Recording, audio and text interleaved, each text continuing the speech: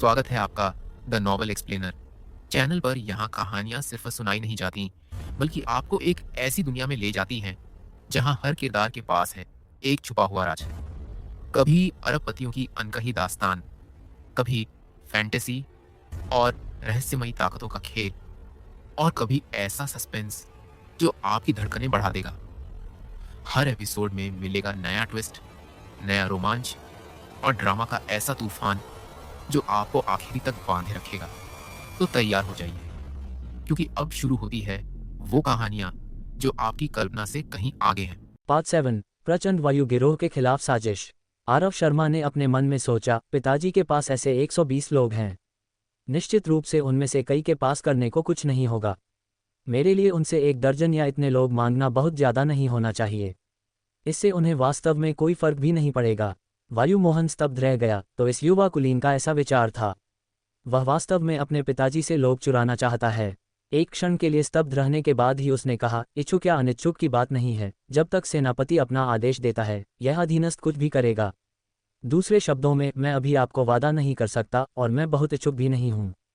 यह अधीनस्थ कुछ भी करेगा वाक्यांश पहले ही उसकी अनिच्छा दिखा देता है।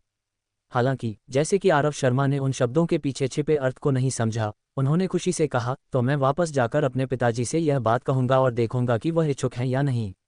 हा। साथ ही उन्होंने अपने दिल में सोचा, बेशक मैं जाकर उनसे नहीं पूछूंगा, मैं निश्चित रूप से असफल हो जाऊंगा या शायद पिटाई भी खा लूं। ऐसी चीज के लिए दादी माँ को भेजना सबसे अच्छा है। वह निश्चित रूप से सफल होंगी। वायु मोहन के दिल में बोलने की शक्ति नहीं थी।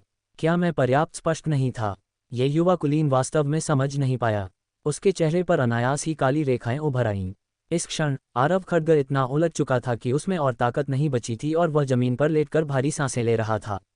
ये देखकर कि वह उलटना खत्म कर चुका था, आरव शर्मा ने वायु मोहन से कहा कि वह आरव खड्ग को उठाकर गाड़ी में रख दे। इस क्षण आरव एक ने होश संभाला और चिंता के साथ कहा, युवा, ओह युवा साहब, हमें तुरंत महाराज विश्वनाथ को सूचित करना चाहिए और उनसे प्रचंड वायु गिरोह के सदस्यों को पकड़ने के लिए कहना चाहिए। हमें उन्हें जड़ से उखाड़ देना चाहिए ताकि भविष्य में परेशानी से बचा जा सके। आरव शर्मा ने तब अपनी आंखें घुमाईं। जब तक तुमने इसके बारे में सोचा तब तक बहुत देर हो चुकी थी। प्रचंड वायु गिरोह को पकड़ना, उन्हें किस लिए पकड़ना? ये सब समय की बर्बादी है, तुम किसी को नहीं पकड़ पाओगे। आरव शर्मा ने ये कहते हुए सिर हिलाया। आरव एक उदास हो गया, हम उन्हें क्यों नहीं पकड़ पाएंगे? उनकी सारी संपत्तियों के साथ क्या वे संभवतः भाग सकते हैं? आरव शर्मा पूरी तरह से निरुत्तर थे और कुछ देर बाद डांटते हुए बोले, क्या तुम मूर्ख हो? अगर तुम प्रचंड वायु गिरोह में होते, राजधानी के सबसे बड़े परिवार के युवा साहब की हत्या करने में असफल होते और तुम्हारे कई लोग पकड़े जाते, क्या तुम अभी भी उसी जगह पर रुककर पकड़े जाने का इंतजार करते? इस समय प्रचंड वायु गिरोह के सभी महत्वपूर्ण लोग अब तक राजधानी से बहुत दूर भाग चुके होंगे।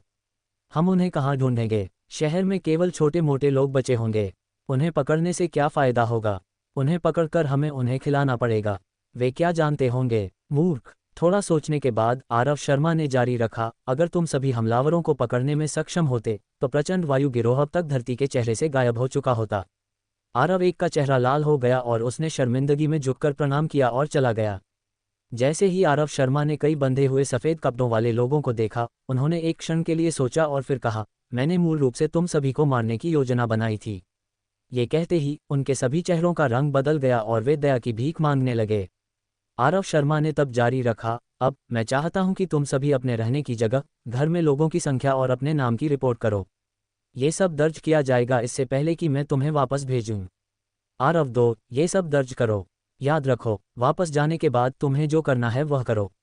लेकिन अगर तुम में से एक भी भागा तो बचे हुए 23 लोगों के पूरे परिवार को उनके साथ मार दिया जाएगा। कुछ दिनों बाद मैं प्रचंड वायु गिरोह के व्यवसायों को अपने कब्जे में लेने के लिए किसी को भेजूंगा। अगर तुम लोग अच्छे से सहयोग करो तो ये युवा साहब भविष्य में तुम्हें तुम्हारी नौकरी देना जारी रख सकता है। मैं ये भी सुनिश्चित कर सकता हूं कि तुम पहले से कहीं बेहतर स्थिति में होगे। उन्हें छोड़ दो। सभी सफ़ेद कपड़ों वाले लोग एक दूसरे को अवाक होकर देखने लगे। उन्होंने कभी नहीं सोचा था कि यह अंत होगा। जिस व्यक्ति को वे मारने की कोशिश कर रहे थे वह सेनापति अक्षय शर्मा का युवा साहब था। उन्होंने सोचा था कि या तो उन्हें मार दिया जाएगा या आजीवन कारावास में डाल दिया जाएगा।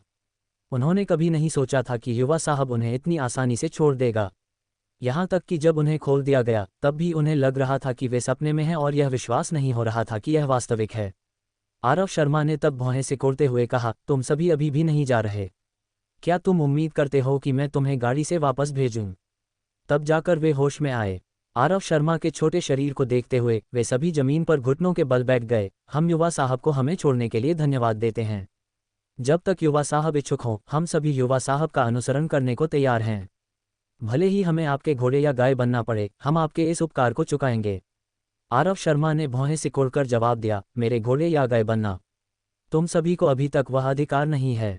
पहले इस मामले को ठीक से पूरा करो, बाकी चीज़ों के बारे में हम भविष्य में बात करेंगे। याद रखो, तुम में से किसी को भी आज की बातें उजागर नहीं करनी हैं। अगर खबर फैल गई तो मैं तुम सभी को जवाबदेह ठहराऊंगा। आरव शर्मा ने जानबूझकर उन्हें पूरी तरह से अस्वीकार नहीं किया, उन्हें आशा की एक किरण छोड़ दी। सभी सफ़ेद कपड़ों वाले लोग खुशी से उछल पड़े क्योंकि उन्होंने आरव शर्मा को अपना वचन दिया। उन्हें ये भी सुनने को मिला था कि प्रचंड वायु गिरोह के सभी उच्च पदस्थ लोग निश्चित रूप से चले गए होंगे। जब वे लौटेंगे उनकी सुरक्षा निश्चित रूप से कोई समस्या नहीं होगी।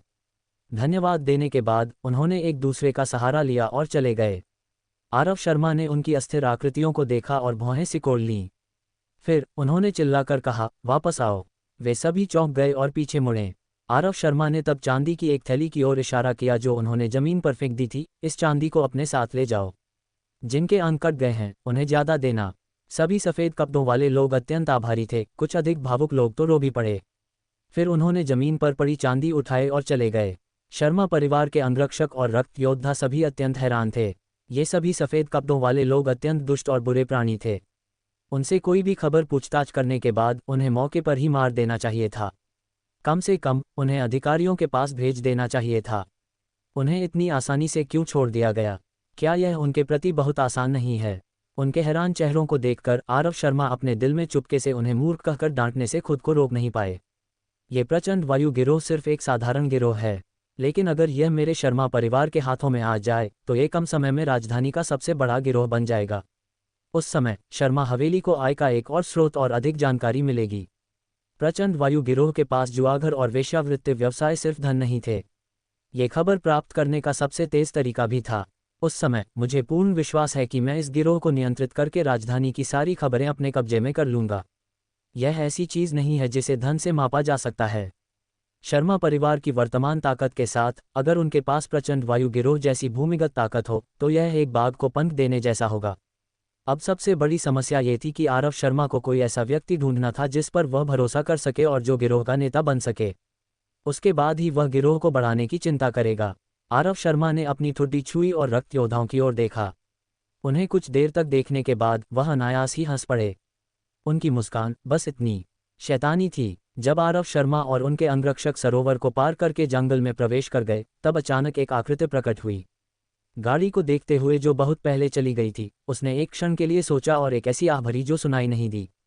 फिर वह पूरी गति से राजधानी की ओर भागा। दूर से देखने पर राजा फूल का प्रांगण एक काले छायादार खंडहर जैसा दिखता था।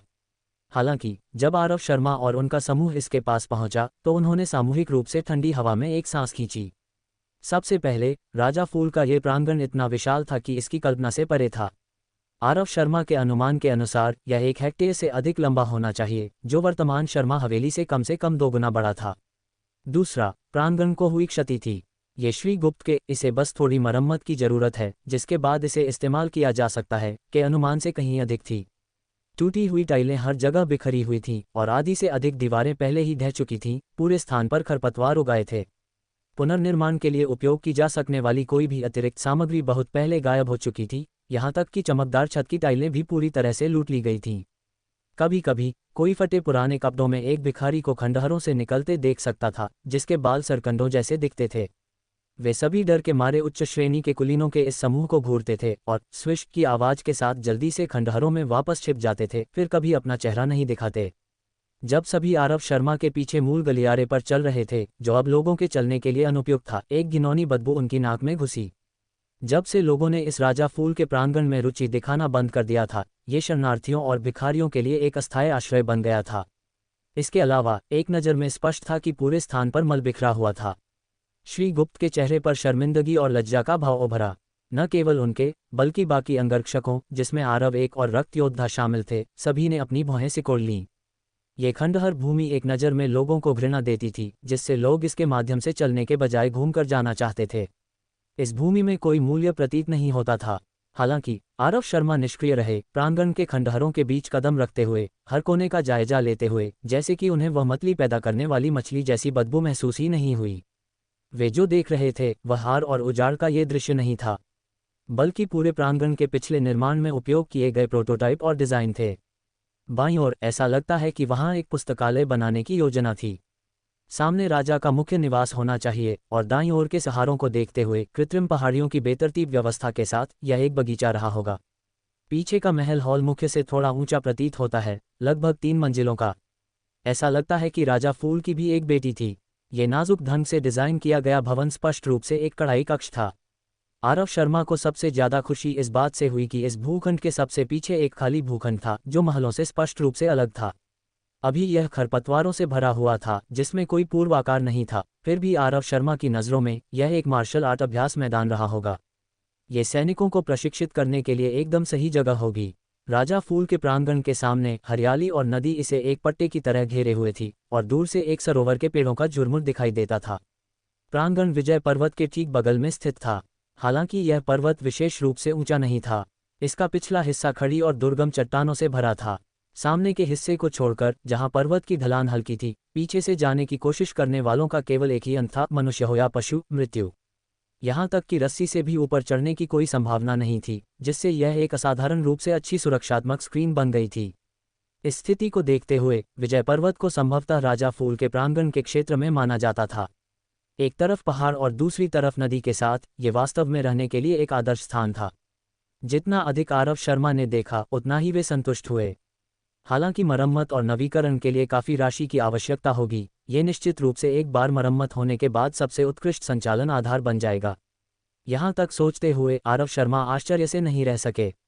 मैं शहर में दूरदर्शिता रखने वाला अकेला नहीं हूँ, तो फिर किसी ने इस स्थान के बारे में पूछताछ क्यों नहीं की? ये देखकर कि आकाश अंधेरा हो गया था, सूरज पहले ही डूब चुका था, आरव शर्मा ने रात के माध्यम से शर्मा हवेली की ओर वापस जल्दी करने का फैसला किया।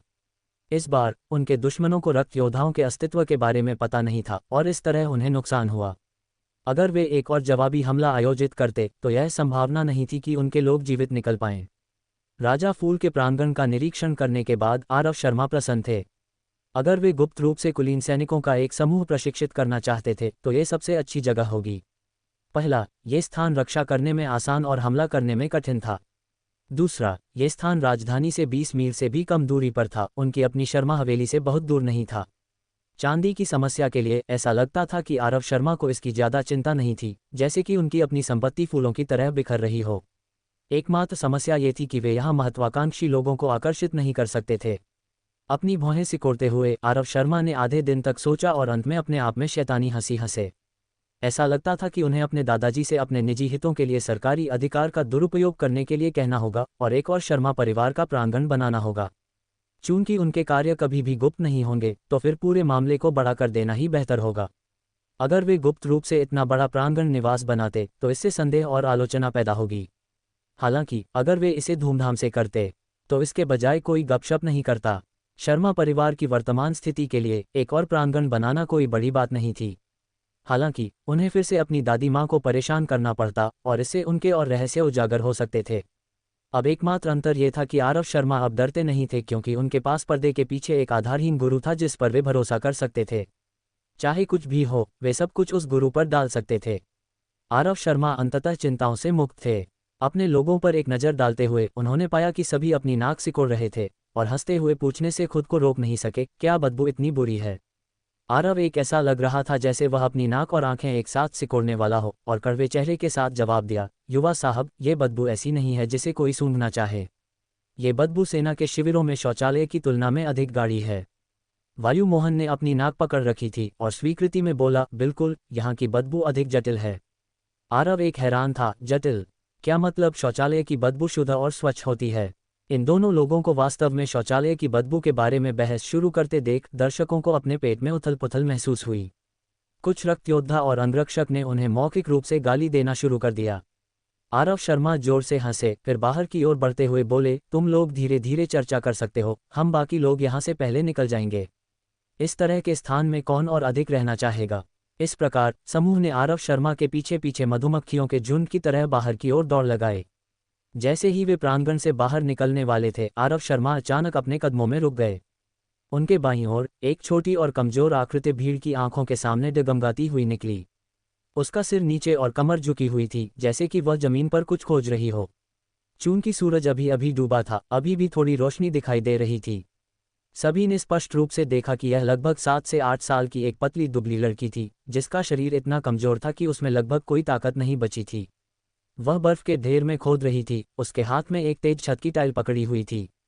आरव शर्मा गारंटी दे सकते थे कि यह छोटी लड़की जंगली जड़ों की तलाश में थी जो उसकी भूख मिटा सके, क्योंकि उसके दाहिने हाथ में कुछ घास की पकड़ थी। उन्होंने गहरी सांस ली। इस ठंडे मौसम में जंगली सब्जियां कहाँ से मिल सकती थीं? उस क्षण आरव शर्मा को ऐसा लगा जैसे वे अपने पिछले जीवन को फिर से जी रहे हों। ये वह 2 साल थे जब वे अपंग हो गए थे, जहां उन्हें उनके घर से निकाल दिया गया था। वह जो चोटों से भरा था, उसके पास एक पैसा भी नहीं था। जब उन्होंने काम खोजने की कोशिश की, जीविका कमाने की कोशिश की, तो उन्हें हमेशा अस्वीकार कर दिया गया। बाद में उन्हें पता चला, आदित्य शर्मा ने वास्तव में सभी व्यापारियों को चेतावनी दी थी कि अगर कोई आरव शर्मा की मदद करता है तो उन्हें शर्मा परिवार के क्रोध का सामना करना पड़ेगा। ऐसी परिस्थितियों में कौन उनकी मदद करने को तैयार होता? एकमात्र व्यक्ति जिसने आरव शर्मा पर दया की और उन्हें 3 भाप में पके हुए पकवान दिए, उस बूढ़े आदमी की टांगें तोड़ दी गईं। बाद में आरव शर्मा के दिल में बदले की आग भर गई। इससे प्रेरित होकर उन्होंने जीवित रहने के लिए भीख मांगना चुना ताकि वे बदला ले सकें। हालांकि जब वे भीख मांग रहे थे, तब भी आसपास के भिखारियों ने उन्हें परेशान किया, उन्हें उस क्षेत्र से निकाल दिया। इसके अलावा आदित्य शर्मा और उसके लोग हर कुछ दिनों में उन्हें अपमानित करने, डांटने और मारने आते थे। उन 2 वर्षों में आरव शर्मा के घाव कभी ठीक नहीं हुए। अंत में आरव शर्मा की भूख की कोई सीमा नहीं थी। जीवित रहने के लिए उन्होंने एक भटकते हुए की तरह व्यवहार किया, बाजार के एक कोने में सिकुड़कर, लोगों की आलोचना और तिरस्कार को सहते हुए, फेंकी गई सब्जियों को इकट्ठा करके अपनी भूख मिटाए। इस तरह का जीवन उन्होंने वास्तव में 2 साल तक जिया। इस छोटी लड़की को देखकर ऐसा था जैसे वे अपने पिछले जीवन की अपनी ही एक दर्पण छवि देख रहे हों। आरव शर्मा वहां तंद्रा में खड़े थे, उनकी आंखें अनछुए आंसुओं से भरी हुई थीं। सभी ने बस आरव शर्मा को अचानक रुकते हुए देखा, जो उस छोटी लड़की को मूर्खतापूर्ण ढंग से घूर रहे थे। उनके चेहरों पर सहानुभूति के भाव उभरे और वे चुपचाप उनके साथ खड़े नहीं रह सके। सभी सोच रहे थे, ये सोचना कि ये दबंग युवा साहब को भी करुणा के क्षण होंगे। आरव शर्मा ने आह भरी, फिर कहा, उस छोटी लड़की को यहाँ लाओ। आरव शर्मा ने अपने सामने खड़ी लड़की को देखा। वह एक वयस्क के लंबे चोगे में थी, जो कई रंगीन पैंपदों से भरा हुआ था, जिससे पता चलता था कि इसे कई बार सिला गया था। चोगे के कुछ हिस्से फटे हुए थे, जिससे उसकी त्वचा दिख रही थी जो ठंड से बैंगनी हो गई थी। साथ ही उसका चेहरा पीला था और वह इतनी पतली थी कि हल्की हवा का झोंका भी उसे गिरा सकता था। उसके बाल भी पीले हो गए थे, जो लंबे समय तक कुपोषण के लक्षण दिखा रहे थे, जबकि उसका चेहरा गंदगी से भरा था और उसका मूल स्वरूप अब दिखाई नहीं देता था। उसकी बड़ी काली आंखें डर से आरव शर्मा को घूर रही थीं और उसका शरीर कांपने लगा। आरव शर्मा ने उसे एक पल के लिए देखा और अचानक अपनी जैकेट उतारकर उसे उसमें लपेट दिया। लड़की ने तुरंत एक कदम पीछे लिया क्योंकि वह घबरा गई थी। आरव एक, जो आरव शर्मा के पीछे था, चौंक गया और उसने जल्दी से अपनी कोट उतारकर आरव शर्मा को ढक दिया, साथ ही बड़बड़ाया। आरव शर्मा ने उसे ठंडी नज़रों से देखा, जिससे आरव एक कांप गया और एक कदम पीछे हटकर अपना मुंह बंद कर लिया। फिर आरव शर्मा नीचे झुके और लड़की से नरमी से पूछा, तुम्हारा नाम क्या है? तुम्हारे माता पिता कहाँ हैं? लड़की आरव शर्मा की जैकेट में लिपटी हुई थी, जिसमें अभी भी उनकी देह की गर्मी थी, जिससे उसे एक अवर्णनीय गर्माहट का एहसास हुआ। जैसे ही उसने सुना कि आरव शर्मा ने उससे क्या पूछा, उसकी आंखें लाल होने लगीं और वह सिसकते हुए बोली, पापा, मम्मी। वे मर चुके हैं। वे ठंड से मर गए, भूख से मर गए। वो। आरव शर्मा ने फिर नरमी से कहा, हम रो मत। ये सब कब हुआ? ये कहते हुए उन्होंने उसके चेहरे से आंसू पोंछे, बिल्कुल भी उसकी गंदगी की परवाह नहीं की। लड़की का चेहरा आरव शर्मा के गर्म हाथों से उठाया गया और उसे पूरे शरीर में आराम की लहर महसूस हुई। वह भी शांत होने लगी और बोली, ये परसों की बात है। मैं ठंड से कांप रही थी जब पापा और मम्मी ने मुझे अपने सारे कपड़े दे दिए। वो उन्होंने मुझे जो कुछ भी खाने को था वह दे दिया। वो वे पहले से ही बीमार थे। आरव शर्मा का शरीर कांप गया और उन्होंने पूछा, तुम्हारा नाम क्या है? लड़की ने सिसकते हुए कहा, मेरा नाम शिवानी है। आरव शर्मा ने फिर वो कहा और जारी रखा, शिवानी, ठीक है। शिवानी, क्यों न तुम भविष्य में मेरे साथ रहो। मैं सुनिश्चित करूंगा कि तुम्हें हर दिन पेट भर खाना मिले। लड़की का चेहरा आंसुओं से भर गया और वह घुटनों के बल बैठ गई। मैं युवा साहब की दया के लिए धन्यवाद देती हूँ। शिवानी आपके दास के रूप में आपकी सेवा करने को तैयार है, जीवन भर आपके लिए। लड़की जानती थी कि उसके सामने ये युवा साहब दयालु है। अगर वह यह अवसर चूक गई तो वह निश्चित रूप से इन खंडहरों में ठंड से मर जाएगी। आरव शर्मा के पीछे खड़े अंगरक्षकों ने लड़की को कई बार युवा साहब कहते सुना और अपने दिल में चुपके से विलाप किया। लड़की, उसे संबोधित करने के सारे तरीकों में से तुमने युवा साहब को चुना। हमारे इस युवा साहब को दूसरों द्वारा ऐसा बुलाया जाना सबसे ज्यादा नापसंद है। ऐसा लगता है कि तुमने अभी जो आशा पाई थी उसे दफन कर दिया। लेकिन उन्हें आश्चर्य हुआ कि आरव शर्मा बिल्कुल भी परेशान नहीं हुए और मुस्कुराते हुए सिर हिलाया। फिर वे मुड़े और निर्देश दिए, आरव 2, कुछ लोगों को लेकर शिवानी के साथ जाओ। उसके माता पिता को दफनाओ और एक निशान बनाओ। आरव 1, गाड़ी में जाकर मेरा मिठाई का डिब्बा लाओ। दोनों ने स्वीकार किया और अपने अपने रास्ते चले गए, खासकर आरव 1, जो कृतज्ञता से भरा था। आरव शर्मा द्वारा अपनी कोट युवा साहब को देने के बाद मिठाई का डिब्बा लाने के लिए कहना, ये भी उनके लिए एक और कोट लाने के समान था। आरव शर्मा गाड़ी में बैठे और सामने की ओर खाली नजरों से देखने लगे। श्री गुप्त और आरव खड़ग ने उनकी अभिव्यक्ति देखी और कुछ कहने की हिम्मत नहीं की। डर था कि वे उन्हें बाधित कर देंगे। श्री गुप्त को लगा कि उनके सामने बैठे आरव शर्मा में इस समय एक अवर्णनीय स्वभाव था। ऐसा लग रहा था जैसे वे कुछ याद कर रहे हों, फिर भी एक उजाड़पन के साथ गहरी उदासी और गहन अकेलेपन की भावना थी। इन कुछ भावनाओं का 5 साल के बच्चे आरव शर्मा पर एकत्र होना उनके चेहरे पर एक अवर्णनीय और जटिल अभिव्यक्ति बनाता था। श्री गुप्त चुपके से हैरान थे कि आखिर क्या चीज़ इस 5 साल के बच्चे में इतनी भारी भावनाएं पैदा कर सकती थी। श्री गुप्त की नज़रों में आरव शर्मा के चेहरे पर हमेशा अजीब अभिव्यक्तियां रहती थीं। जब से आरव शर्मा ने श्री गुप्त पर भरोसा किया था, वे उनके सामने इन भावनाओं को बार बार प्रदर्शित करने लगे थे। श्री गुप्त को हमेशा लगता था कि आरव शर्मा अत्यंत अकेले हैं।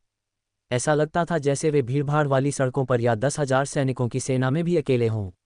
ऐसा अनूठा स्वभाव कोई नकल नहीं कर सकता था और यह पूरी तरह से आरव शर्मा का था। यही कारण था कि श्री गुप्त को लगता था कि आरव शर्मा स्वर्ग के आदेश का हिस्सा हैं। कोई कल्पना नहीं कर सकता था कि आरव शर्मा जो अकेलापन महसूस करते थे वह जन्म से ही उनके साथ था। भले ही भविष्य में उनके पास उपपत्नियों और वंशजों से भरी पूरी हवेली हो, ये कुछ भी नहीं बदलेगा। जब भी वे अपने पिछले जीवन की बातों के बारे में सोचते, आरव शर्मा की आत्मा इस दुनिया में अभी भी अकेली रहती थी। दुनियाओं के बीच यात्रा। आरव शर्मा ने अपने आप में कड़वी हंसी हंसी। अनगिनत वेब उपन्यासों ने दुनियाओं के बीच यात्रा के लाभों की प्रशंसा की, जैसे कि हर कोई नई दुनिया में बेजोड़ विशेषज्ञ बन जाएगा। ये कुछ ऐसा था जिससे आरव शर्मा सहमत थे। अगर वे हजारों वर्षों के संचित ज्ञान के साथ कुछ भी हासिल नहीं कर पाते तो उन्हें अपने मूल दुनिया में लौटने से पहले एक टोफू खरीदकर आत्महत्या कर लेनी चाहिए। हालांकि इन लोगों की अद्भुत किंवदंतियों के पीछे कौन इन लोगों के अकेलेपन को समझेगा। वह एक हृदय का शैतान था जिससे कभी बचा नहीं जा सकता। मेरे पिछले जीवन में मेरे पास एक भी दिन नहीं था जो मैंने आनंद लिया। मैंने उत्पीड़न और अपमान सहा। अब जब मैं दूसरी दुनिया में आ गया हूँ, मैं पहले से ही इतना दुख सह रहा हूँ। मुझे वास्तव में आश्चर्य है कि जिन लोगों का पिछले जीवन में एक आदर्श परिवार था, उन्होंने दुनियाओं के बीच यात्रा करने के बाद कितना दर्द और कष्ट सहा होगा। युवा साहब, आपका अधीनस्थ शिवानी को ले आया है। आपके पास उसके लिए क्या व्यवस्था है? कृपया मुझे निर्देश दें। जब आरव शर्मा दिवास्वप्न देख रहे थे तब उन्हें आरव 2 की सम्मानपूर्ण आवाज सुनाई दी। आरव शर्मा ने पर्दे उठाए और देखा कि अंधेरा हो रहा था। फिर उन्होंने कहा, उसे गाड़ी में भेज दो। आरव 2 ने स्वीकार किया और एक छोटा सा सिर गाड़ी में प्रवेश किया। ये देखा जा सकता था कि आरव 2 ने उसे गाड़ी में भेजने से पहले साफ कर दिया था। कम से कम उसके बाल पहले जैसे बेतरतीब नहीं थे। लेकिन आरव 2 के हाथ वास्तव में अत्यंत अनाड़ी थे। उसने लड़की के बालों को चोटियों में बांधने की जिद की, जो अत्यंत अजीब लग रही थी।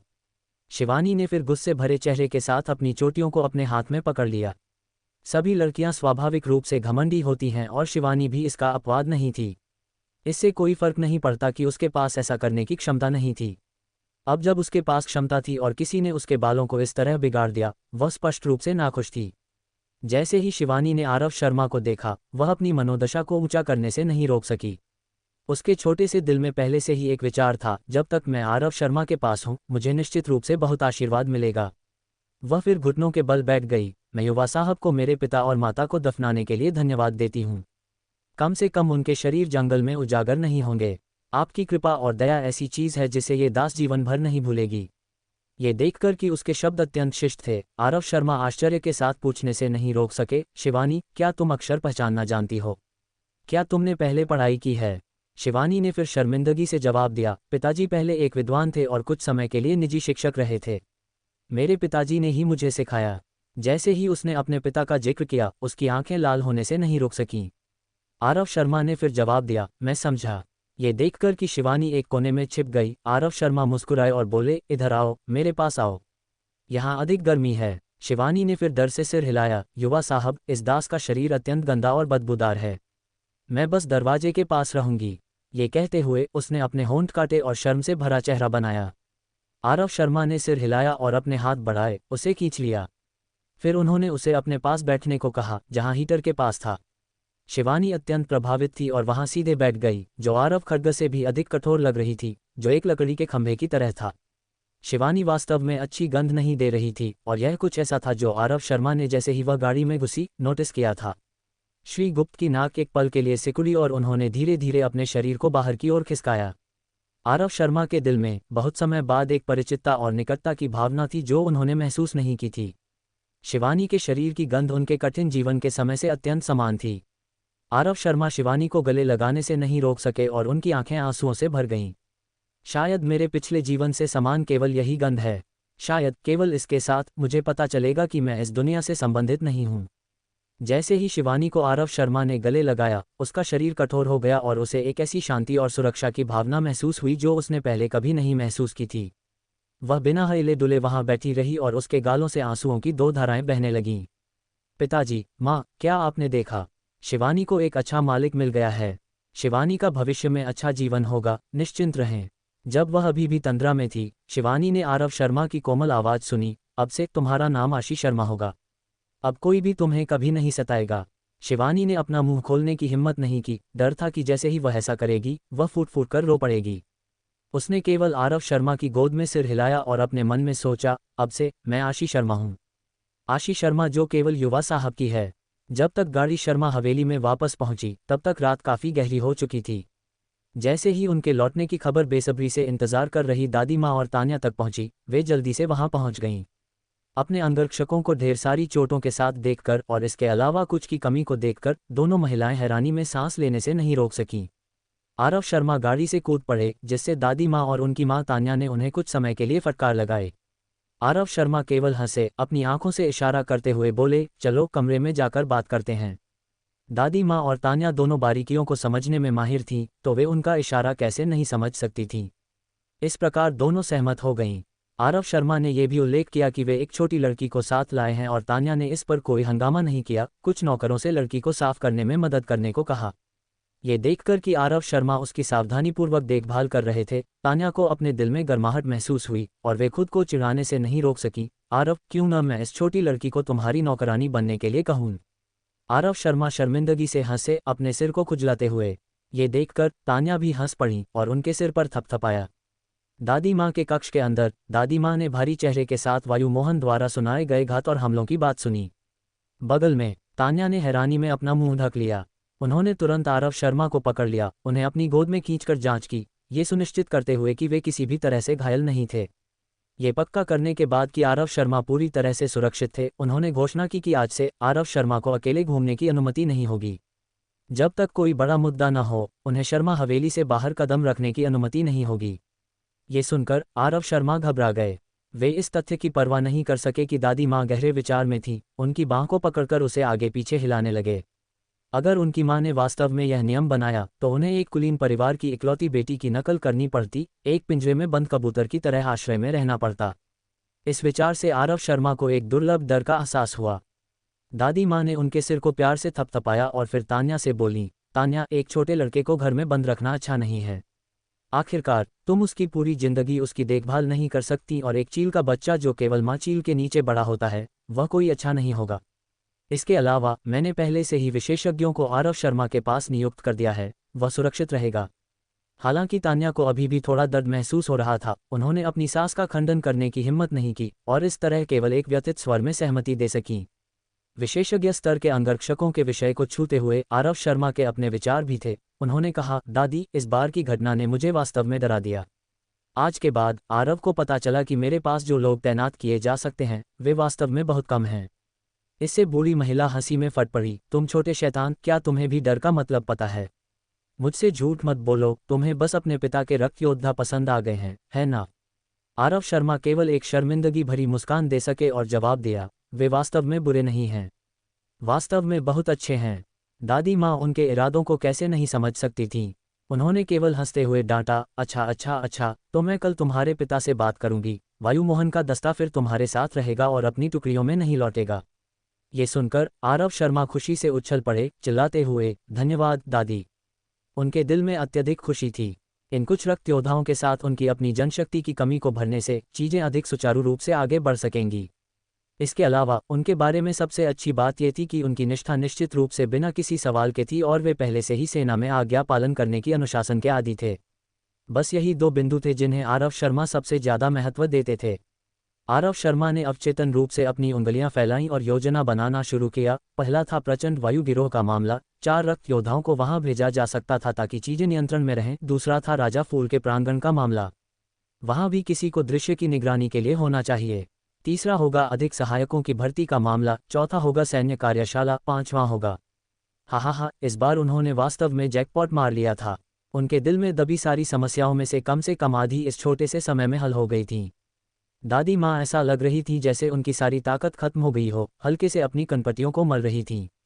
ये देखकर तान्या ने आरव शर्मा की ओर देखा और कहा, अब रात काफ़ी हो चुकी है, आपको कुछ आराम करना चाहिए माँ। आरव, तुम्हें भी सो जाना चाहिए। इस क्षण दादी माँ की आंखें चमक उठीं और उन्होंने शांति से कहा, तान्या, तुम भी पूरे दिन काम कर रही हो, तुम्हें भी आराम करना चाहिए। जहाँ तक आरव की बात है, मैं पहले उससे कुछ शब्द कहना चाहूंगी। तान्या ने अपनी सहमति व्यक्त की। हाँ माँ। आरव शर्मा के बालों को सहलाते हुए उन्होंने आगे कहा, अपनी दादी की बात सुनो और जिद्दी मत बनो। अच्छे बनो आरव। फिर वह कमरे से चली गईं। कमरे में बड़ी और छोटी पीढ़ी दोनों एक दूसरे को घूर ये देखकर कि उनकी दादी ने इस मामले को और नहीं दबाया, आरव शर्मा ने अपने दिल में राहत की सांस ली। फिर उन्होंने राजा फूल के प्रांगण की अपनी यात्रा के अनुभवों का वर्णन किया। दादी माँ ने आरव शर्मा की बात को ध्यान से सुना लेकिन अचानक पूछा, आरव, क्या तुम्हारे गुरु को लगता है कि आज तुम पर हमला करने वाला प्रचंड वायु गिरोह उनका है? जिस उनका की वे बात कर रही थीं, वह स्वाभाविक रूप से रवि शर्मा होगा। आरव शर्मा ने फिर एक आह के साथ कहा, प्रचंड वायु गिरोह ठीक 5 साल पहले स्थापित हुआ था। उन्होंने अपनी बात पूरी नहीं की। आखिरकार कुछ चीजें उनके जैसे 5 साल के बच्चे के लिए कहने के लिए नहीं होती हैं। दादी माँ ने फिर अपनी जांघों पर थपकी दी और कहा, यह सही है। प्रचंड वायु गिरोह के स्थापित होने का समय एक स्पष्ट संकेत है। 5 साल पहले वह समय था जब तुम्हारी माँ तुम्हारे साथ गर्भवती थी। अगर ऐसा है तो ये प्रचंड वायु गिरोह सबसे अधिक संभावना है कि उनके द्वारा बनाया गया और बड़े पैमाने पर प्रायोजित किया गया। इसका कारण निश्चित रूप से आज तुम्हें एक भारी प्रहार करना था। उनकी योजनाएं वास्तव में बहुत दूर तक जाती हैं। थोड़ी देर बाद दादी माँ ने तिरस्कार भरी हंसी हंसी, जब तुम आज गए थे, मैंने उनके प्रांगण से एक संदेश कबूतर को उड़ते हुए देखा। उस समय मैं पहले से ही उन्हें 1000 टुकड़ों में चीर देना चाहती थी। आरव शर्मा मुस्कुराए लेकिन जवाब नहीं दिया। वे जानते थे, दादी माँ भी जानती थीं। हालांकि रवि शर्मा के अपराध के संकेत पहले से ही दिखाई देने लगे थे, यह उन्हें उखाड़ने का सबसे अच्छा समय नहीं है। अब तक वे दोनों अभी भी निश्चित नहीं थे कि क्या रवि शर्मा परिवार को अपने लिए नियंत्रित करना चाहते थे या उनके पीछे कोई मास्टरमाइंड था। अगर उनके पीछे कोई मास्टरमाइंड था तो चीजें और भी गंभीर हो जातीं। इस प्रकार वे अभी के लिए केवल इंतजार कर सकते थे। आरव शर्मा की योजना थी कि वे खुद को चारा बनाकर रवि शर्मा को उन पर हमला करने के लिए ललचाएं। जब तक रवि शर्मा उन पर बार बार हमला करेंगे, वे निश्चित रूप से और अधिक निशान छोड़ेंगे। हालांकि यह विचार अभी भी उनके दिमाग में अटका हुआ था। पहला, आरव शर्मा अभी केवल 5 साल के थे। अगर वे असाधारण शक्ति प्रदर्शित करते और शाही परिवार और गुप्ता परिवार का ध्यान आकर्षित करते तो नुकसान लाभ से कहीं अधिक हो जाता। दूसरा, दादी माँ निश्चित रूप से उन्हें इतनी जोखिम भरी स्थिति में रखने की अनुमति नहीं देती। शर्मा परिवार में वंशज बहुत कम थे, जिसमें आरव शर्मा उनकी पीढ़ी में एकमात्र थे। दादी माँ के लिए आरव शर्मा को ऐसी खतरे में डालने की अनुमति देना कैसे संभव था? दादी माँ फिर कमरे में चहलकदमी करने लगीं और बोलीं, आरव, तुम्हारे गुरु को लगता है कि हमें क्या करना चाहिए? स्थिति और जटिल होती जा रही थी, जिसमें उनके पोते और शर्मा परिवार का अस्तित्व दांव पर था। हालांकि वे कोई जल्दबाजी में कदम नहीं उठा सकती थी ताकि दुश्मनों को सतर्क न करें। रवि शर्मा को अपने सामने देखकर लेकिन फिर भी उसे छू न पाने से दादी माँ को अत्यधिक निराशा महसूस हो रही थी। आरव शर्मा ने फिर एक पल के लिए सोचा और कहा, गुरु ने कहा कि विभिन्न साम्राज्य एक दूसरे पर लालची नजरें गड़ाए हुए हैं और दुनिया किसी भी समय अराजकता में फट सकती है। अब चारों ओर पहले से ही अंतर्धाराएं बह रही हैं। बस इतना है कि विभिन्न साम्राज्यों ने इस समय एक नाजुक संतुलन बना लिया है। हालांकि ये संतुलन किसी भी समय टूट सकता है। वर्तमान में हमारा शर्मा परिवार अपने आप को बचाने में सक्षम होने से बहुत दूर है। हमारे शर्मा परिवार की आंतरिक स्थिति को देखते हुए इन अराजक समय में जीवित रहना असंभव है। दादी माँ ने फिर एक विचारशील अभिव्यक्ति दी और विलाप किया, तुम्हारा ये गुरु वास्तव में एक असाधारण व्यक्ति है। महाद्वीप की स्थिति के बारे में वह इसे बिल्कुल सटीकता से संबोधित करने में सक्षम है। ऐसा लगता है कि उनके पास पहले से ही एक योजना है। हाय, मैं वास्तव में इस असाधारण व्यक्ति के साथ अच्छी बातचीत करना चाहती हूँ। उनके शब्दों में गहरी लालसा थी। उस पल में आरव शर्मा का शरीर डर से सिकुड़ गया। कुछ देर तक विलाप करने के बाद दादी माँ ने पूछा, तुम्हारे गुरु का क्या इरादा है? जब तक तुम्हारे गुरु को हमारे शर्मा परिवार की जरूरत है, दादी निश्चित रूप से मेरा समर्थन देगी। आरव शर्मा खुशी से फट पड़े और जवाब दिया, गुरु ने कहा कि हम सतह पर यथास्थिति बनाए रख सकते हैं। हालांकि हमें गुप्त रूप से अपनी गतिविधियों को तेज करना होगा। दादी माँ ने फिर पूछा, हम इसे कैसे तेज करें? थोड़ा सोचने के बाद आरव शर्मा ने कहा, पहला कदम राय परिवार से सैन्य कार्यशाला को अपने कब्जे में लेना था। इन अराजक समय में अपने आप को बचाने के लिए हथियार और कवच निश्चित रूप से जरूरी हैं। दादी का पहला कदम इस सैन्य कार्यशाला को मजबूती से हमारे कब्जे में करने के लिए जनशक्ति तैयार करना होना चाहिए। जहां तक शामिल लोगों की बात है, हमें शर्मा हवेली के लोगों का उपयोग नहीं करना चाहिए। दादी माँ का चेहरा गंभीर हो गया और उन्होंने गहरे विचार में कहा, इस बूढ़ी महिला को पता है कि क्या करना है। और क्या? आरव शर्मा ने आगे कहा, दूसरा, गुरु चाहते हैं कि शर्मा हवेली राजा फूल के प्रांगण को खरीद ले ताकि इसे शर्मा परिवार का एक गुप्त अड्डा बनाया जा सके। उस समय गुरु वहां जाकर कुलीन सैनिकों के एक समूह को प्रशिक्षित करेंगे जो हमारे शर्मा परिवार का जीवन रक्षक तुरुप का पत्ता होगा। दादी माँ ने फिर खुशी से जवाब दिया, ये भी कोई समस्या नहीं है। आरव शर्मा ने फिर जोड़ा, जनशक्ति के बारे में, उन्हें सेना से चुना जा सकता है, उन सैनिकों को स्वीकार करते हुए जिनमें क्षमता है लेकिन जो अप्रसिद्ध हैं। हालांकि इसके लिए पिताजी की मदद की आवश्यकता होगी। दादी माँ ने फिर गुर्राया और कहा, जब तक ये बूढ़ी महिला आदेश देती है, उनके पास सहमत होने के अलावा कोई विकल्प नहीं होगा। आरव शर्मा हंसे और उनके कंधे कांपने लगे। ये सोचकर कि उनके पिता को उनकी दादी के सामने कोई अधिकार नहीं है, वे हंसने से नहीं रोक सके। दादी माँ ने फिर उनके सिर पर खटखटाया और हंसते हुए डांटा, छोटे शैतान, आगे बोलो। आरव शर्मा ने फिर अपनी हंसी को रोका। तीसरा, ये प्रचंड वायु गिरोह के बारे में होगा। गुरु चाहते हैं कि हम प्रचंड वायु गिरोह को अपने हाथों में ले लें ताकि राजधानी के अधिकांश व्यवसायों को नियंत्रित किया जा सके। ये फिर जानकारी का स्रोत और आय का एक और स्रोत होगा। दादी माँ ने फिर बड़बड़ाया, प्रचंड वायु गिरोह, ये ज्यादा उपयोगी नहीं होना चाहिए, है ना? इसके अलावा ये रवि शर्मा की संगठनों में से एक थी और इस बूढ़ी महिला को अभी भी पूरे गिरोह को उखाड़ फेंकना है। तुम्हारे गुरु इस गिरोह को क्यों लेना चाहेंगे? आरव शर्मा ने जल्दी से जवाब दिया, हालांकि प्रचंड वायु गिरोह रवि शर्मा की ताकत का हिस्सा था। आज के हत्या के प्रयास के बाद गिरोह के सभी महत्वपूर्ण लोग राजधानी से भाग गए होंगे। केवल स्थानीय लोग ही पीछे रह गए होंगे जो नियंत्रित करना आसान है। इसके अलावा प्रचंड वायु गिरोह पहले से ही स्थापित है और इसे ऐसे ही छोड़ देना बर्बादी होगी। इसके अलावा जब तक हम प्रचंड वायु गिरोह को नियंत्रित करते हैं, ये रवि शर्मा के गुट से संबंधित अन्य लोगों को ललचाने के लिए एक और चारा होगा। दादी माँ ने फिर सिर हिलाया, अगर ऐसा है तो हम वही करेंगे जो तुम कहते हो। और क्या? आरव शर्मा ने फिर जवाब दिया, इसके अलावा पोते को भी जनशक्ति की कमी है। रक्त योद्धा सबसे अच्छा विकल्प होंगे। पहला, वे हमारे शर्मा परिवार के प्रति वफादार हैं। दूसरा, वे कई युद्धों में गए हैं और अत्यंत अनुभवी हैं। अगर उन्हें थोड़ा प्रशिक्षण दिया जाए तो वे एक दुर्जेय शक्ति बन जाएंगे। अगर दादी कुछ दबाव नहीं डालती तो पिताजी निश्चित रूप से इसके लिए सहमत नहीं होंगे। दादी माँ ने फिर जवाब दिया, ये भी कोई समस्या नहीं है। एक दस्ता बहुत कम है। ये बूढ़ी महिला तुम्हारे पिता से 3 दस्तों को स्थानांतरित करने के लिए कहेगी, कुल 36 लोग। ये पर्याप्त होना चाहिए, है ना? आरव शर्मा बहुत खुश हुए, ये सबसे अच्छा होगा। दादी माँ ने फिर कमरे में 2 चक्कर लगाए और कहा, अगर ये सारी शक्तियाँ एकत्र हो गईं तो यह एक काफ़ी बड़ी ताकत होगी। तुम्हारे गुरु की वास्तव में बड़ी महत्वाकांक्षाएं हैं। आरव शर्मा को ठंडा पसीना छूट गया। दादी माँ ने फिर गंभीरता से कहा, ये बूढ़ी महिला उपरोक्त सभी को सहमत कर सकती है, लेकिन मेरी केवल एक शर्त है जिसे पूरा करना होगा। अगर नहीं तो मैं उपरोक्त किसी भी बात से सहमत नहीं होऊंगी। मेरा शर्मा परिवार बेघर और दयनीय हो सकता है, यहाँ तक कि नष्ट भी हो सकता है। हालांकि ये कभी भी किसी का दहेज नहीं बनना चाहिए। आरव शर्मा को फिर से ठंडा पसीना छूट गया और उन्होंने कहा, निश्चिंत रहें दादी, गुरु ने कहा था कि ये सभी मामले मेरे निर्णय लेने के लिए सौंपे जाएंगे। वे सामने नहीं आएंगे लेकिन केवल पृष्ठभूमि से योजना बनाएंगे। तब जाकर दादी माँ ने राहत की सांस ली और मुस्कुराई, अगर ऐसा है तो कोई समस्या नहीं है। जैसे ही उन्होंने योजनाओं के बारे में सोचा, उन्हें एहसास हुआ कि ये सभी योजनाएं शर्मा परिवार के लिए विचार करके बनाई गई थीं। अगर इन्हें लागू किया गया तो अगले कुछ वर्षों में शर्मा परिवार की ताकत निश्चित रूप से बढ़ेगी।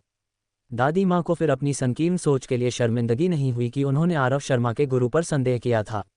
रवि शर्मा वर्तमान में अपने पूर्वी कदम प्रांगण में ऐसा महसूस कर रहे थे जैसे वे सुइयों और पिनों पर बैठे हों। प्रचंड वायु गिरोह, जिसे उन्होंने 6 साल के खून, पसीने और आंसुओं से पाला पोसा था, इस असफल प्रयास के बाद वास्तव में राजधानी भर में छिपने के लिए मजबूर हो गया था। ये किसी और को एक अच्छा आधार सौंपने जैसा था। रवि शर्मा को स्वाभाविक रूप से अपने दिल से काटने वाला दर्द महसूस हुआ। उन्होंने अपने सपनों में भी नहीं सोचा था कि जब इस बार आरव शर्मा घर से बाहर निकले तो उनके साथ वास्तव में रक्त योद्धा होंगे। ये सोचकर कि वे इस परिवार के केंद्र में होने के बावजूद उन्हें इस बारे में पूरी तरह से अंधेरे में रखा गया था।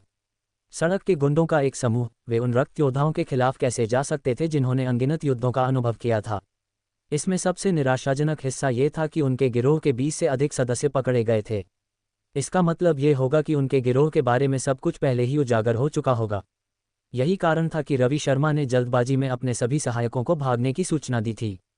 अगर शर्मा परिवार को इसकी भनक लग जाती तो वे निश्चित रूप से गिरोह को इकट्ठा करने के लिए आगे बढ़ते और उस समय उनकी अपनी पहचान उजागर हो जाती।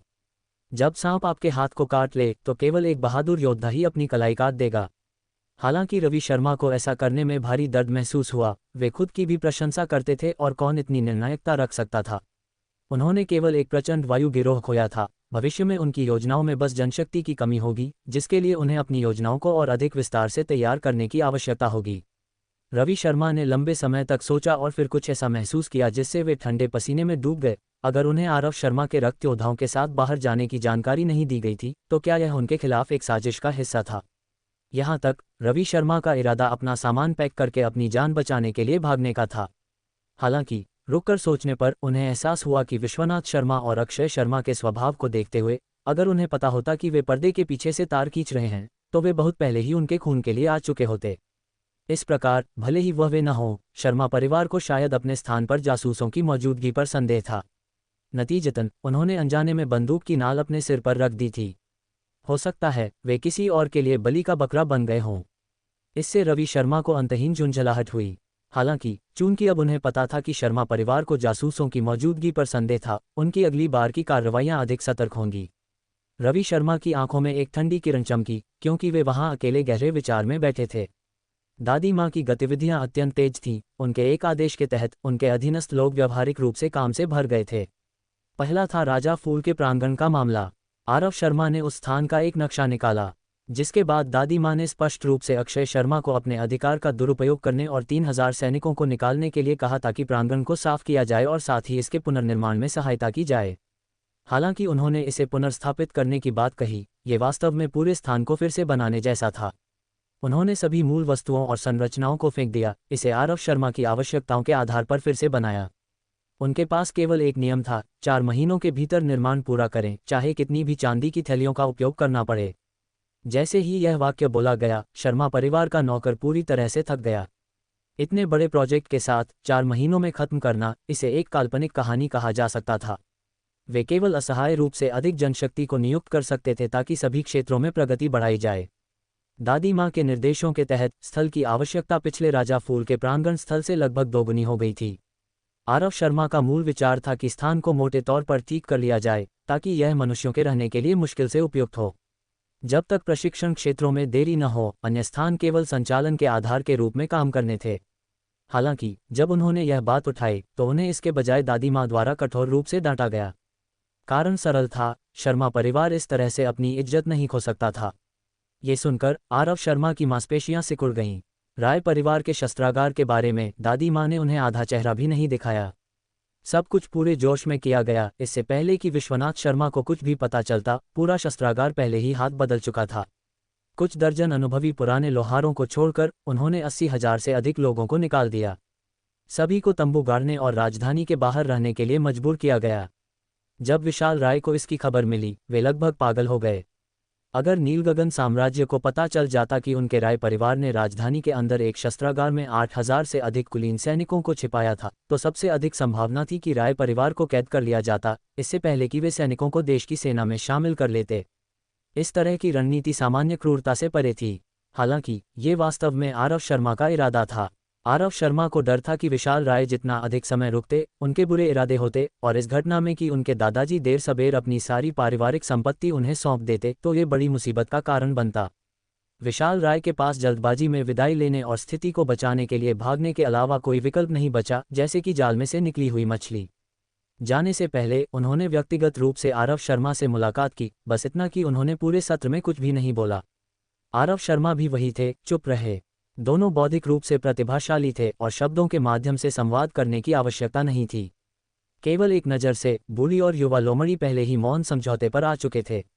दादी माँ का तीसरा कदम था अक्षय शर्मा को बुलाना और एक बेतरतीब बहाना बनाकर उन्हें डांटना, फिर उन्हें रक्त योद्धाओं के 2 और दस्तों को निकालने का आदेश देना।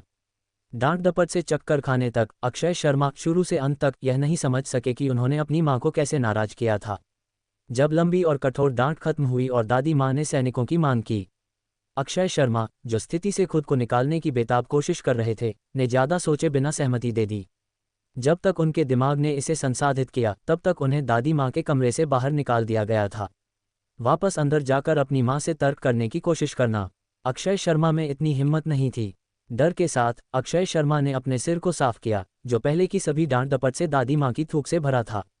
कोई विकल्प न होने के कारण वे केवल असहाय रूप से आह भर सकते थे और बैरकों में लौट गए, अपने सैनिकों के गायब होने की व्याख्या करने के लिए एक बहाना सोचने के लिए अपने दिमाग को रैक करते हुए। इससे उन्हें अंतहीन सिरदर्द हुआ। दादी माँ के अनुरोध के कारण ये 3 दस्ते शर्मा परिवार के रक्षक बन गए, जिनके नाम सैन्य रजिस्ट्री से हटा दिए गए। अक्षय शर्मा इस बात से चिंतित थे। उन्हें अस्थायी रूप से उधार लेना एक बात थी, लेकिन वे वास्तव में उन्हें जीवन भर के लिए अपने पास रखने की योजना बना रही थीं। अगर अक्षय शर्मा इसे एक बार और सभी के लिए सुझाने के लिए एक उपयुक्त योजना नहीं बना सकते थे, तो यह निशान छोड़ देता जो लोगों की जीभ को हिलाता। निराशा के कारण लगातार कराहते और सिर हिलाते हुए वे अपनी मां के आदेशों को पूरा करने के लिए जल्दबाजी में दौड़े। जैसे ही अक्षय शर्मा बाहर निकले, आरव शर्मा चुपके से दादी मां के कक्ष को अलग करने वाले पर्दे के पीछे से निकले। दादी और पोते ने एक दूसरे की ओर देखा, सफल उगाही पर मुस्कुराते हुए। दूर से एक दहाड़ सुनाई दी और दादाजी विश्वनाथ शर्मा गालियां और निंदा के साथ आए। वे मूल रूप से अपने शपथ भाई के साथ एक आनंदमय सभा कर रहे थे। हालांकि किसे पता था कि उनके पिछवाड़े में एक आपदा आ जाएगी। विशाल राय चुपके से रात के अंधेरे में सामान पैक करके चले गए। यहाँ वहाँ कुछ सवालों ने उन्हें खुलासा किया कि यह उनकी अपनी पत्नी द्वारा की गई योजना थी, जिसने उन्हें लगभग पागल कर दिया। वे कैसे अनुमान लगा सकते थे कि जैसे ही वे पहुंचे और अभी तक अपना मुंह खोला भी नहीं था, दादी माँ ने पहले से ही विशाल राय पर गालियों की बौछार कर दी थी। जैसे कि वे कृतघ्न थे, कैसे उन्होंने अपने वादों को पूरा नहीं किया, अत्याचारी और धौंस जमाने वाले थे, और अधिक। यहाँ तक कि उन्होंने अंत में दादाजी विश्वनाथ को एक अल्टीमेटम दिया, जब तक विशाल राय तुरंत वापस नहीं आते और विवाह को फिर से स्थापित नहीं करते और सब कुछ सामान्य नहीं करते, तब तक तुम जैसे बूढ़े आदमी मुझे परेशान करना बंद कर दो। छिपा हुआ अर्थ स्पष्ट था, ये तुम्हारे भाई की गलती थी, इसलिए यहाँ की इस महिला ने एक कार्यशाला मांगी। ये पहले से ही नुकसान में होने के रूप में माना जाता था। केवल एक छोटी कार्यशाला, इसे इस महिला की नज़रों में कैसे रखा जा सकता था?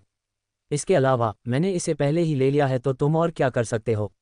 दादाजी विश्वनाथ यहाँ गुस्से से भरे हुए आए थे। किसे पता था कि उन्हें बोलने का मौका भी नहीं मिलेगा और उन्हें बेइज्जती से भगा दिया जाएगा। अपने बेटे के समान अंत भुगतने के बाद उनका दिल शिकायतों से भरा था। वे केवल नाराजगी के साथ थूक से भरे चेहरे के साथ चले गए।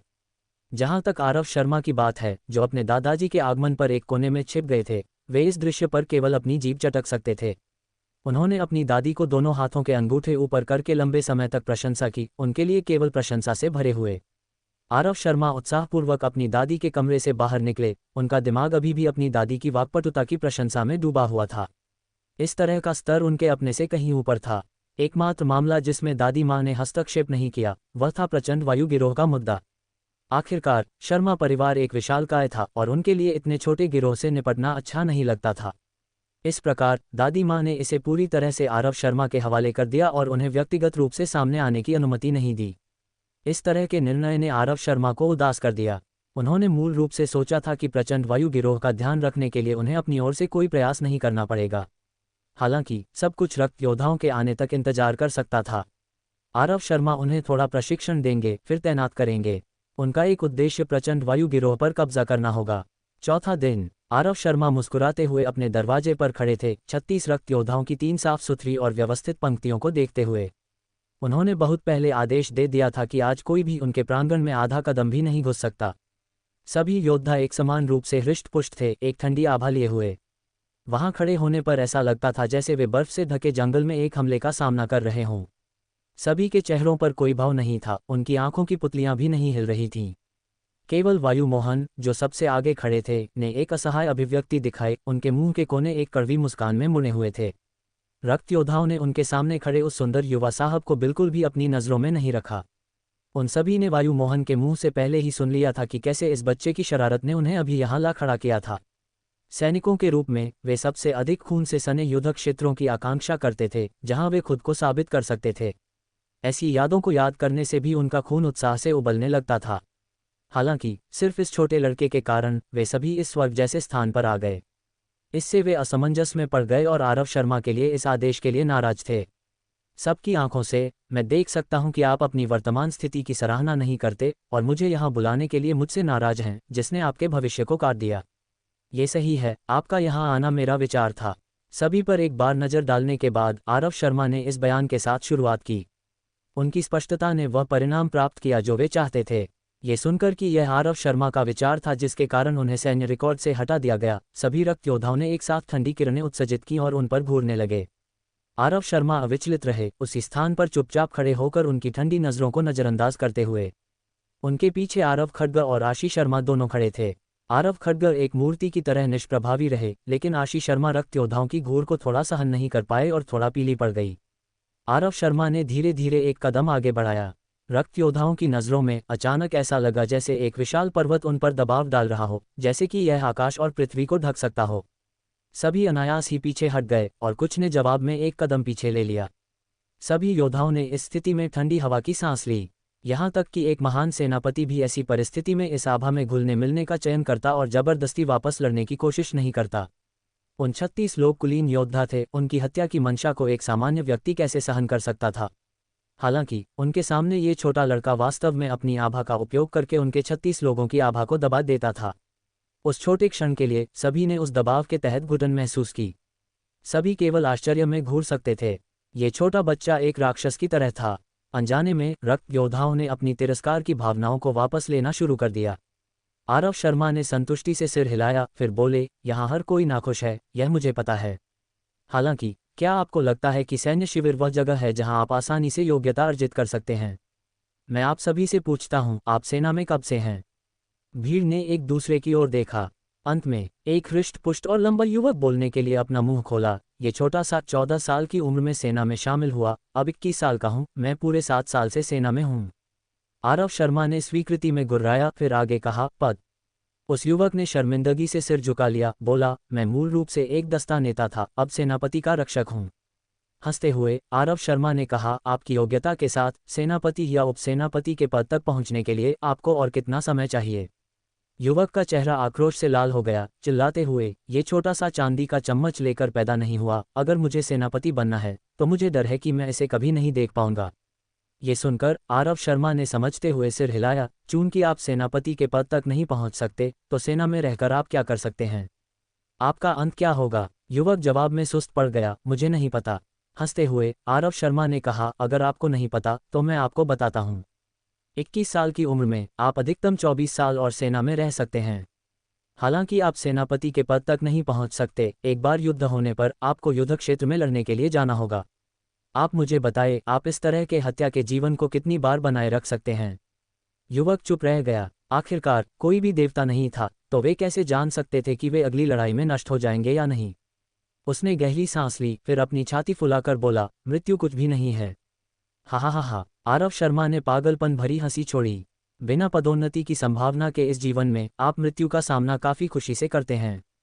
उसकी अनदेखी करते हुए वे दूसरों की ओर मुड़े, आपका क्या? सेना में आपका समय? पहले उदाहरण के बाद सभी बोलने लगे।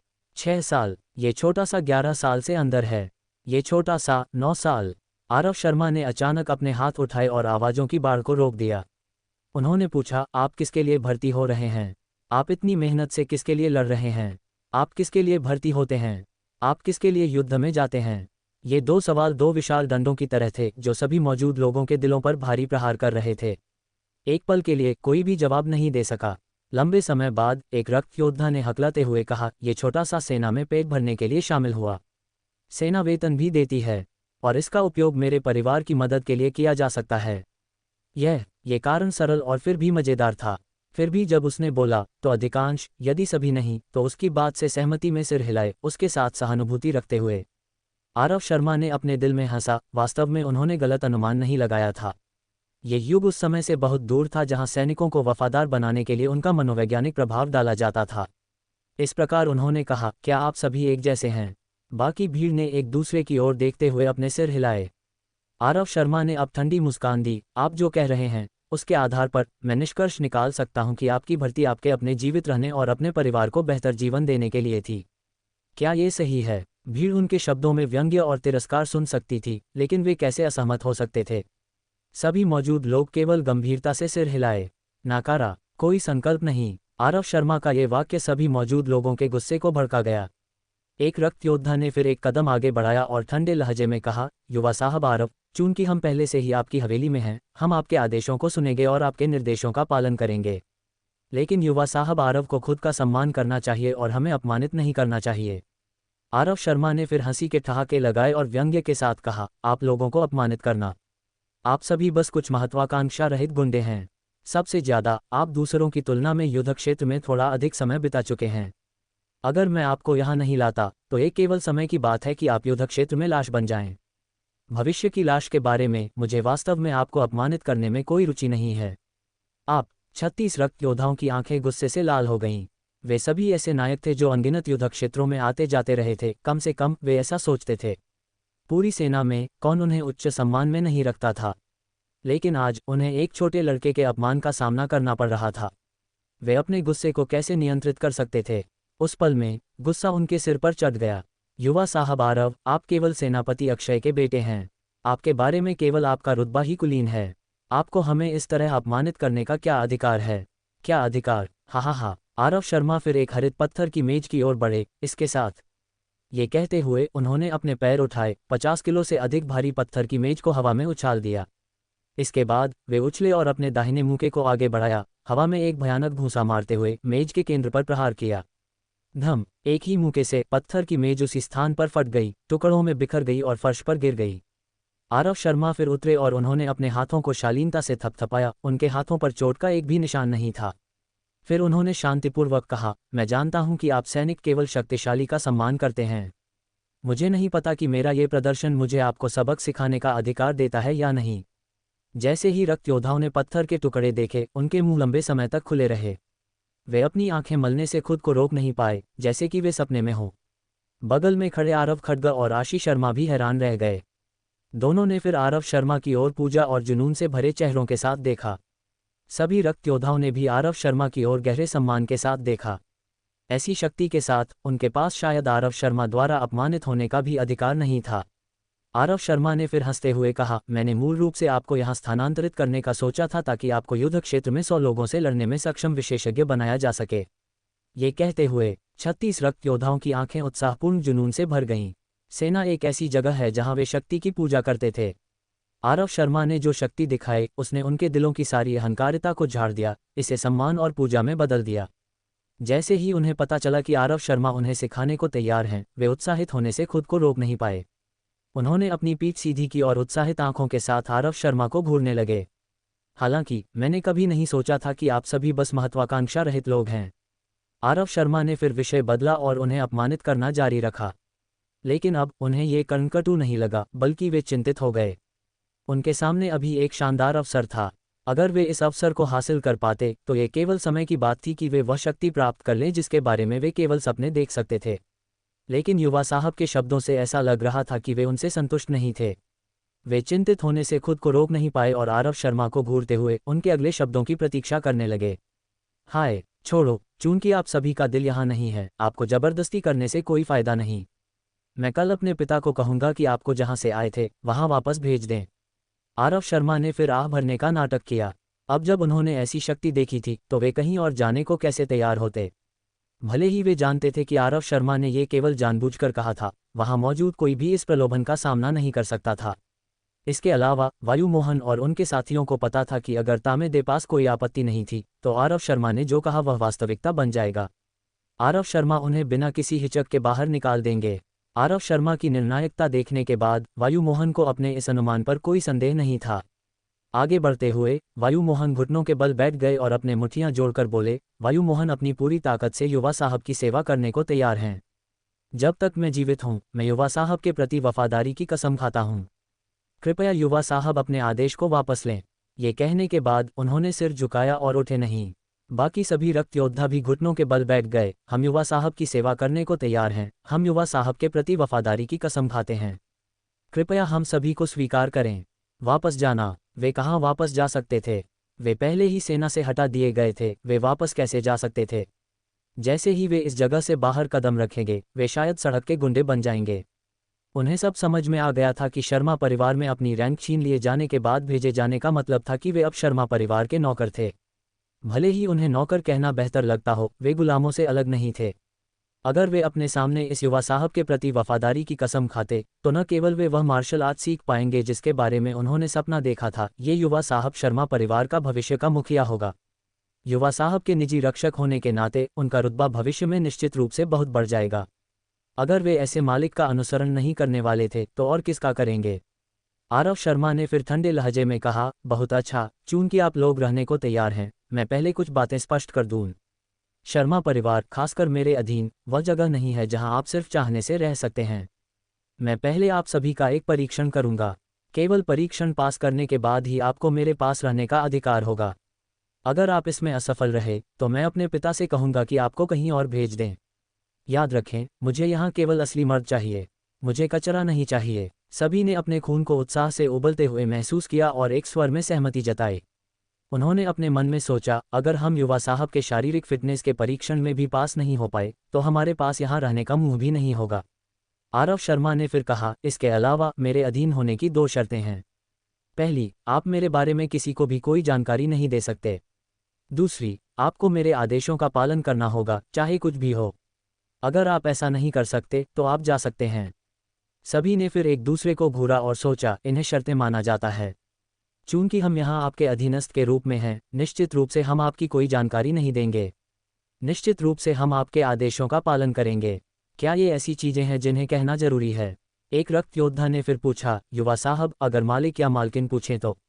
आरव शर्मा ने फिर उनके दिल में प्रशंसा के साथ उनकी ओर देखा और सिर हिलाया।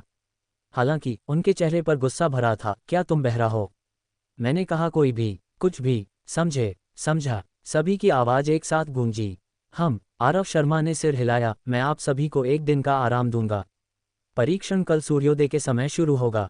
मैं आपको कुछ बता सकता हूं, अगर आप परीक्षण पास कर लेते हैं तो आप युद्ध क्षेत्र में एक हत्या मशीन बन जाएंगे। एक असली रक्त योद्धा, एक असली विशेषज्ञ जो 100 लोगों से लड़ने में सक्षम हो। ईंट तोड़ना और युद्ध में सेनापति को मारना जैसे काम बच्चों का खेल होंगे। कल सूरज उगने से पहले हवेली के सामने इकट्ठा हो जाएं। आरव खड्ग, इसमें तुम भी शामिल हो। सभी रक्त योद्धा अपने दिलों में उत्साह को छिपा नहीं पाए और उत्साहपूर्वक स्वीकार किया। तो ये था आज का एपिसोड। लेकिन याद रखिए, द नॉवल एक्सप्लेनर की कहानियां कभी इतनी आसान नहीं होती। हर मोड़ पर छुपा है एक नया सच, हर किरदार के पीछे है एक नया रहस्य, और हर अंत एक नई शुरुआत का इशारा करता है।